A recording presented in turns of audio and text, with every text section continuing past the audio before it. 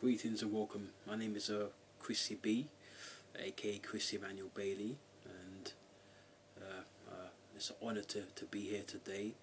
I was literally begged and asked to do a short documentary or a short talk regarding the history or brief history of Jamaican music. I mean, we can't speak about Jamaican music in the time we have, which is around half an hour, but we have to try our best to just give you some of the main points as to how the music started. There's many stories, anecdotes relating to how the music had actually started up in Jamaica. Of course, we all know it's reggae music, but it's actually got various different idioms and different genres. Initially, the Jamaicans used to listen to jazz. They were listening to jazz in the 1940s. They were very, very popular and familiar with people like Louis Jordan. Louis Jordan and his Timpani Five were really big in Jamaica in the 1940s and the 1950s. And when sound system culture began to happen in Jamaica at the tail end of the 40s, you had people like Sir Coxswain's Downbeat, Duke Reid the Trojan. You had people like Tom the Great Sebastian. In actual fact, Tom the Great Sebastian was the biggest sound system in Jamaica at that time. You had so many. You had Meritone as well. I believe Meritone started up in 1950. And Meritone were really famous for playing a lot of soul and blues records as they got more popular throughout the 50s and of course into the 60s. Because of Jamaica's recurring rude boy problem, which was a social problem in Jamaica, a lot of sound systems ceased to remain. So because rude boys, of course local young thugs, hoodlums would go into these dances when the sound system were, playing in contests with each other or just to entertain the public in general.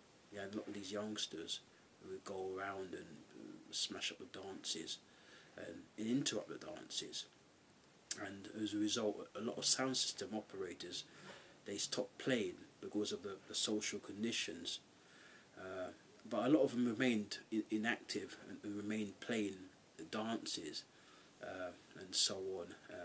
But as I was saying, people like Louis Jordan, Professor Longhair, because the Jamaicans love rhythm and blues, they love jazz. Initially it was jazz. You had people like Eric Deans, who was a teacher at the Alpha Boys School. The Alpha Boys was a disruptive school for young boys. It wasn't a girls' school, strictly a boys' school. And what will happen is children, boys who were misbehaving at home, the parents weren't able to handle them anymore. They would just send them off there. They were based in Kingston, the Alpha Boys, and they'll be taught to play various instruments, but also they were also taught to play various, or taught a trade. It could be to be a cook, it could be to be a teacher, it could be to be a carpenter, but they were always taught something at these schools, the Alpha Boys School, when they're obviously the parents weren't able to handle them anymore, which was really an integral part of the Jamaican music industry.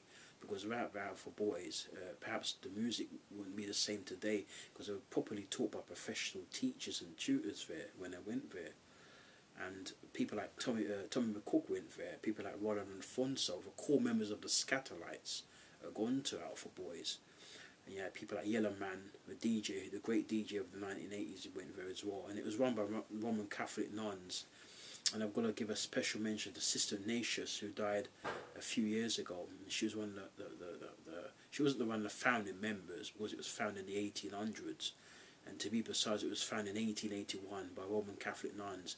But Sister Ignatius was working there from around 1939, thereabouts, and she was really popular with the musicians, and people like Don Drummond who went there, and others. Eddie Tantam Thornton was another one who went there. And he came over to England and started working over here with people like Georgie Fame in the 1960s and so on. But like I said, that's the outline.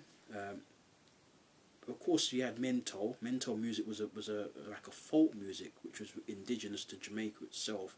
You had mento, you had calypso. Of course, calypso was really popular in places like Trinidad. Of course, calypso is Trinidad's one of their national sounds, but the Jamaicans adapted it. People like Lord Kitchener, they were Trinidadians, and people like the Mighty Sparrow, and they were very popular around the Caribbean. And of course, the music fever from the Trinidad, called calypso, caught its way and found its way to Jamaica. People like Lord Creator, another Trinidadian who went to Jamaica and became very popular there. In actual fact, he's more popular in Jamaica than he is in his homeland in Trinidad, Lord Creator. And when this was in the 1950s, the very first song, the very first genre that the Jamaicans created was mento, as I said. And after mento, because I listened to a lot of the blues music in America, especially from New Orleans, and in the deep south, Memphis blues as well. Then it turned into Memphis soul, of course, the foundation of Stax Records and Atlantic Records, and so on. And these songs were becoming very popular over the airways. Also, sound system operators, like we mentioned before, people like Coxsone, Tom the Great Sebastian, Duke Reed the Trojan, would go to places like Florida, New York, and New Orleans, and so on, to pick up the latest records to play in their sound system. And that's how they would topple one another and go into competition with one another by playing these exclusive records and these exclusive sounds. And this is before any local Jamaicans took up the mic, I should say, to actually voice any records. So this is really in the 50s. You had somebody like Dada, people like Dada Tararai, who had a Caribou label, and he was one of the first producers on the island, and he produced a lot of Lower Lakin songs, Lower Lakin boogie. Lower Lakin was a great musician from Cuba. He was born in Havana, Cuba, and he came to Jamaica as a 13-year-old in 1940, and he started to sing at the local airports for drops of pennies. And very soon, Chris Blackwell of Ireland would take him on, and he sung the first Jamaican produced song, Boogie My Bones, in 1959. It got to number one. It was number one for about 13 weeks in Jamaica, and the very first number one charted song on the RJR charts in Jamaica. And also they had another chart called the JBC chart as well. They had two charts, the JBC charts and the RJR charts. And Lower Lakin's Boogie My Bones was the first song to be produced in Jamaica. Because before that, it was mostly, of course, the songs from America, which were making it, and the songs from England, which the tail end of the 50s were making it. But the Boogie My Bones was significant, as that was the first Jamaican produced song to make it to such status in the island. But the Jamaicans were really inspired by the blues musicians and by the jazz musicians in America, and that's how they came to create what was called at that time R&B boogie. It had a shuffling beat to it. China na China na China na China na China na China na China na China na China China na China na China China na China na China. I got a bit off key there, but that was a lot slower to ska. Ska was more on the afterbeat. Ska was like a mistake because the musicians were trying to take it out of the boogie and into ska. This is at the end of 1961. Then they reckon that Eric Monty Morris's Humpty Dumpty was the first ska record. It was produced by the great Chris Buster, who died unfortunately recently, and he produced that song.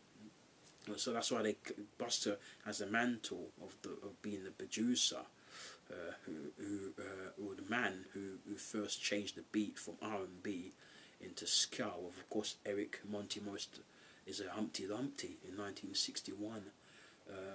But that was before independence. But when independence came in 1962, August of 1962, and then what happened was that ska was in its full flow. You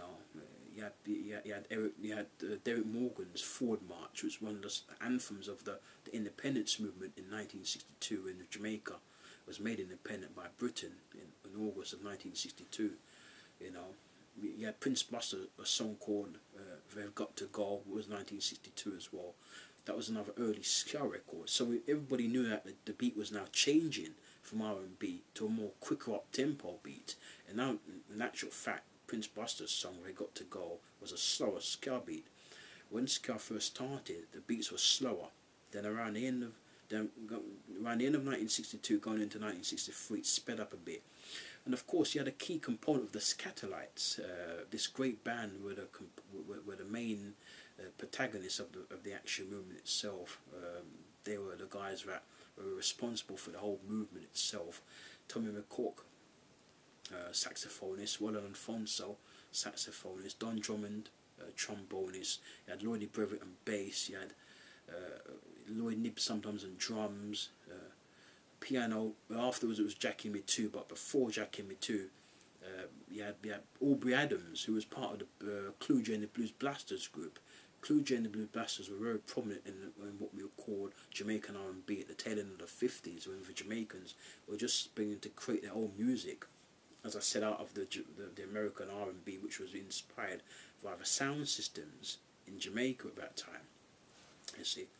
But ska was really, really a frantic music, and ska only really lasted for a few years. It lasted between late 61 and late 66, so we had 5 years of ska, you see.